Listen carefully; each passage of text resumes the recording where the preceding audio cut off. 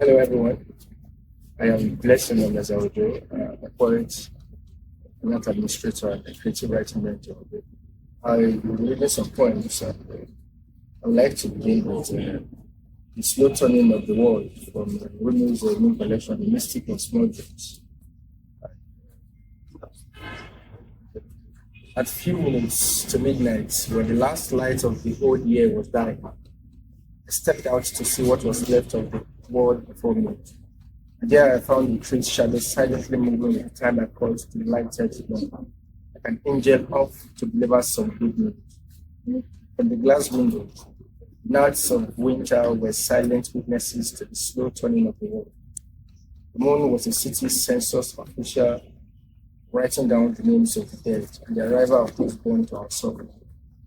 What was my role? Perhaps it is ridiculous to think existence in simple terms of importance, and still, every star, distant and small to us, speaks of a miracle. But still, every deity yearns for prayers. Even the god of sidewalks who only comes out at midnight to eat leftovers of strangers. The end of the year was arriving, and again I have failed to seek for a way out of the infinite forest of pain. And still, every deity yearns for prayers, even the god of sidewalks who only comes out at midnight to eat the leftovers of strangers. The end of the year was arriving, and again, I have failed to seek for a way out of the infinite forest of being. I have failed to find meaning on the dusty road to Emmaus. And at that moment, when the soul knows that the divine is nothing but a coward hiding from the calamity of his hands, I turned to the lamplight coming out of my room, to what was left of my life. And from this, I drew a map. If you hear me knocking, know this: it was the light of my life that led me to you. In this poem, I love the fact that Romeo acknowledged that we, at one point in time, we need certain persons to come to our aid. He recognizes the fact that we are humans, and however we tend to ignore certain things, certain sufferings, or certain fates await us. In his line, when he says some persons were actually born for certain, so those born into certain sufferings, he acknowledged the nature of humanity or humans. And at the end, he says, if you hear me knocking, know this: it was the light of my life that led me to you. So we, at one point in time, we have to be shown, or our notes, we have to be cracked by some persons. In this poem by Romeo, titled "The Slow Turning of the World," actually acknowledge the fact that the human nature cannot be denied. Gradually, we walk in and out of a way. So that's the first poem. And the second one is a poem by Vershima Agema, Ogasu, and his poem Ibadan, published on Poetry NND. And it's a poem of a place, and it's written in honor of Ibadan, I think, and other events. The poem reads this way: the strokes on your children's faces are washed by the flood of folks who continually call you mother. The remains of tradition are left in tongues that defy cosmopolitan hugs of visitors who come in from varied lands. You accept their hugs and lay mats for them to become your children, despite the offspring of your womb who hold on to the irony of a love that welcomes and yet alienates. Stomachs dance to sweaty black mountains with ewedu, eyes feast on riveting rusty roads, legs stretching to Jericho for books. Pilgrims trace the footprints of Umbari, the black Orpheus and transitions carved in history as other steps find life in a new, genial sands. I have tasted your goodness, and I'm lost in your ancestral modernity, looking from broken house heights and cocoa cliffs. Dupe's heart is shown in Mokola's madness, a million souls stripped of sanity for shame as they forage in nature's sweet. Ibadan, your symmetries swirl, and echo lures a trickling crown, yet your stomach bloats with endless lines of ants who march from Challenge to Samoda and beyond. Accidents await as automobiles kills each other or eat raw flesh like your many other contraptions. You hold out patiently, Ibadan, gazing at your lands from Boa's top, for you know every water shall dry and memory will revere you.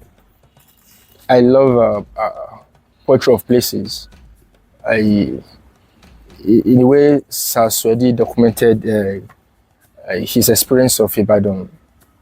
Perhaps he must have thought of the roads, talking about the accidents and the nature of things. You know how Kraniswell is the road that leads to Lagos, all that stuff. So it's not about talking bad on the place, but as a poet, we have the responsibility to document, to tell our stories, and that's what Swedi has actually done here. So I would love to document more about places I've been and will be in the nearest future. It actually keeps the memory, and that's what Swedi has done. And of course, we know that he writes more of memories as much as other poets, but we know of his book, The Memory and the Call of Waters, that was shortlisted for n-scìò Prize the other time. He writes more from memory and experiences, and of course, it's not so surprising that he has actually written something about Ibadan.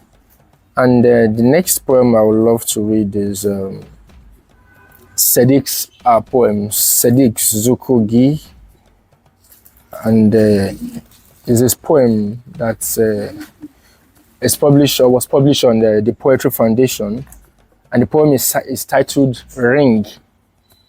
I took a piece of chalk and drew a circle around my body.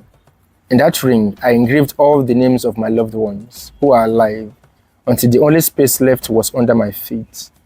Outside the circle, names of ones I lost were eternal prey to the circle's energy, looking to decongest its body from our own. What I have is the beginning in my hand. It is what I can wield. Rubbing my palms on the ground, the white line of the circle became a mixture of chalk and dirt on my skin. Still, the two worlds stayed separated after my ritual collapsed in their boundaries. I unrolled my prayer mat on the melting snow, sat facing a frozen lake, imagining the sun probing through the eyes, 4 inches thick. The man idling in the middle, his machine drilling a wound in the solidified water, ice fishing. I looked on, waiting for his hook to find a trout. What if this is how death finds us?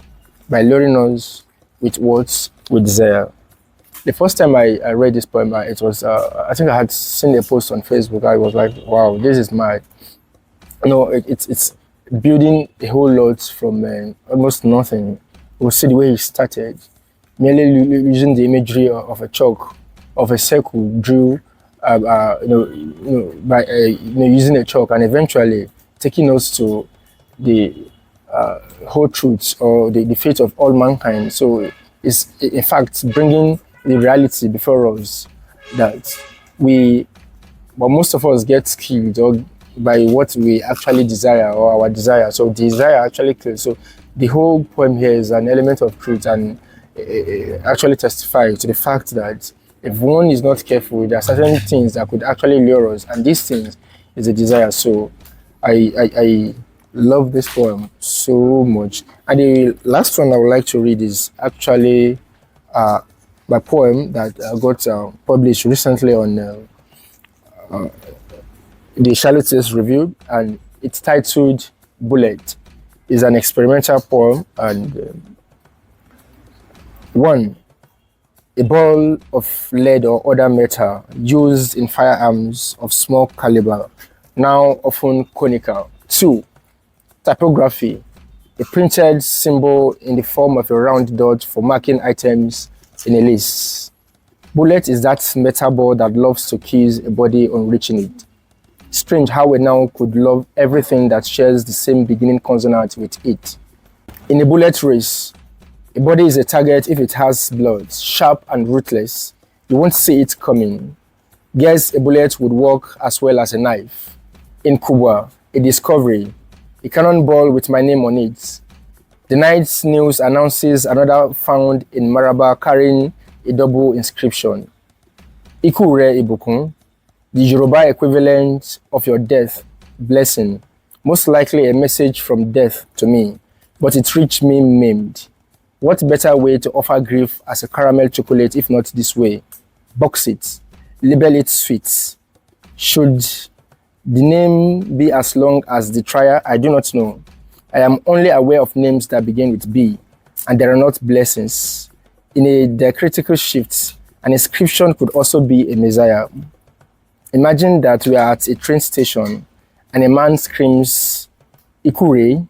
I raise away from words, pulls my tongue for a taste. Perhaps we should not have been there. One foot on the Deadlands and the other flipping the scripture backward for eternity.